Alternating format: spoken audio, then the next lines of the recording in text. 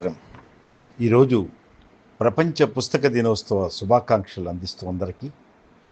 పుస్తకాలు జ్ఞాన మస్తకాలు, బతుకు బావుటాలు, భావి బాటకు మకుటాలు, అటువంటి ప్రభావశీల అక్షరభావ గుచ్చాలు ఆ పుస్తక గుచ్చాలను అందరికీ అందిస్తూ ఈ ప్రపంచ పుస్తక దినోత్సవాన్ని ఒక మహోత్సవంగా జరుపుకోవాలి.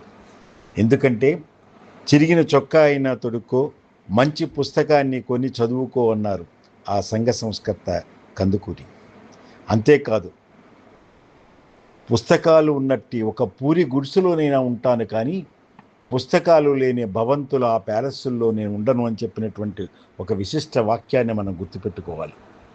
అట్టహాసాల అక్షరభావ దరహాసాలతోనే కాదు, అద్వితీయ విషయజ్ఞానాల మధుమాసాల్లా పలకరిస్తాయి, పులకరింపజేస్తాయి, అక్షర గవాక్షాలు తెరుస్తాయి, తిమిరంతో సమరం చేసి జ్ఞాన గవాక్షాలుగా మనకి ఆ లోచనాలను అందించేటువంటి ఒక విశిష్టమైనవి పుస్తకాలు.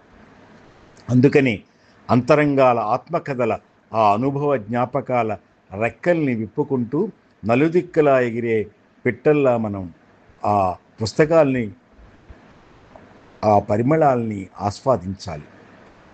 అంతరంగాల ఆత్మకథలే కాదు, కథలు గాథలుగాను, శతక సూక్తులుగాను, జీవిత సూత్రాలుగాను, కవిత సూత్రాలుగాను, శాస్త్ర స్థైర్యాలుగాను, జీవన ధైర్య సూక్తాలుగాను, మనోధైర్య మనుగడ యాత్ర కథలుగాను అవి రవళిస్తూ జ్ఞాన పరిమళాలను అందించేటువంటి పుస్తకాలు ఎప్పటికీ కూడా మనకి మంచి నేస్తాలే అని చెప్పచ్చు.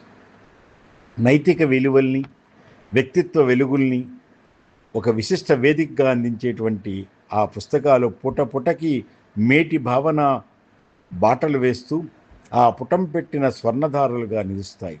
జ్ఞానకిరణాల ఉషోదయాలై ఉనికికి అస్తిత్వానికి ఊపిరిలూదుతూ మన్ని మనం మార్చుకునేటువంటి మార్గాలకి ఒక సుగమం చేస్తాయి. మార్చడమో ఏమార్చడమో అటువంటిది కాకుండా అసూయ స్వార్థాలు, విద్వేషాల అపార్థాలకు తావివ్వక అనుబంధాలలోని అపోహల్ని దూరం చేస్తూ పొగచూరిన ఆ ఆకాశంలోకి, ఆ మనో ఆకాశంలోకి అపోహ మబ్బుల్ని తొలగిస్తూ ఒక జ్ఞానకిరణమైనటువంటి తేజాన్ని అందించే ఉత్తేజాలకు సాధకాలు పుస్తకాలే. గ్రంథాలు జీవన అనుబంధాల సుగంధాలుగా ఉంటాయి. పుస్తకాలు పున్నమి ఆమన్లుగాను, విజ్ఞాన గనులుగాను ఉంటాయి. ఎంత డిజిటల్ యుగమైనా హైటెక్కులు అనుకుంటూ మనం మన టెక్నిక్ని, జీవన శైలిని మనవకుండా ఉంటే కృత్రిమ మేధ జగంలోనూ వర్ధమాన వాస్తవ సమాచార సమదర్శనులు పుస్తకాలే.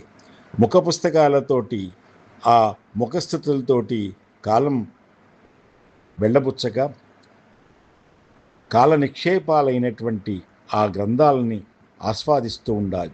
ఆ గ్రంథాల్లోని ఎన్నో అనుభవ సారాలు దీప్తులలో నడుస్తూ ఉండాలి. ఆ విషయ స్ఫూర్తుల్ని, ఆ కీర్తుల్ని మనం అవలోకన చేసుకుంటూనే మనస్సు పుస్తకాలని ఒక మధుర జ్ఞాపకాలుగా మనం మలుచుకోవాలి. అందుకనే మనకు భాషల ఆ భావాల బహుముఖమైనటువంటి ఆ ప్రజ్ఞా పాఠవాల ఆ గ్రంథాలయాల్లోకి అడుగుపెడుతుంటే, అలాగే పుస్తకాలు మన మస్తకాల్లోకి ఆ జ్ఞాన కిరణాల్ని ప్రసరిస్తూ ఉంటే వాటి ప్రభావశీలమైనటువంటి ఆ అక్షర భావనలు అవి గురువుగానే నిలుస్తాయి. అందుకనే పుస్తకాలు ఒక చల్లటి భావన నీడల్ని ఇచ్చేటువంటి తరువులు అవుతాయి. ఒక జ్ఞాన వెలుగుల బాటల్లో నడిపించేటువంటి గురువులు అవుతాయి. ఆ తలంపులకి కొత్త తలుపులు తెరిచేటువంటి అనుభవ పాఠాల జీవన బడులు, ఆ గుడులు అవి పుస్తకాలే. తల వంచి శ్రద్ధగా చదువుతూ చేతులకు అనుభూతుల చేతల చైత్రాలను అందిస్తుంటే ఆ అనుభవ బాటలకు దిక్సూచులుగా ఉంటూ తలమానికాలుగా ఆ బాసటలుగా భావగానాల ఆ హృదయరాగాల్ని వినిపించే పుస్తకాలు ఎప్పుడు కూడా అద్భుతాలు, అపూర్వాలు, అమృత భాండాలు అని చెప్పచ్చు. సమాజ స్థైర్యాన్ని, సహన మనోధైర్యాన్ని, జ్ఞాన మరందాల్ని జీవన మకరందాలని అందించేటువంటి ఆ పుస్తకం. అందుకనే పుస్తకం హస్తభూషణం అనే కాదు, మస్తక భూషణం, మస్తక భాషణం కూడా. ఎందుకంటే ఏది మనం చదువుతామో అది మన ఆలోచనలోంచి మన జీవన విధానంలోకి మారుతుంది కనుక, ఏది తింటామో అదే ఆరోగ్యం అవుతుంది, అదే జీవన విధానం అవుతుంది. అలాగే మనం ఏం చదువుతామో మన జీవన విధానానికి, సంవిధానానికి ఒక కూర్పును అందిస్తాయి.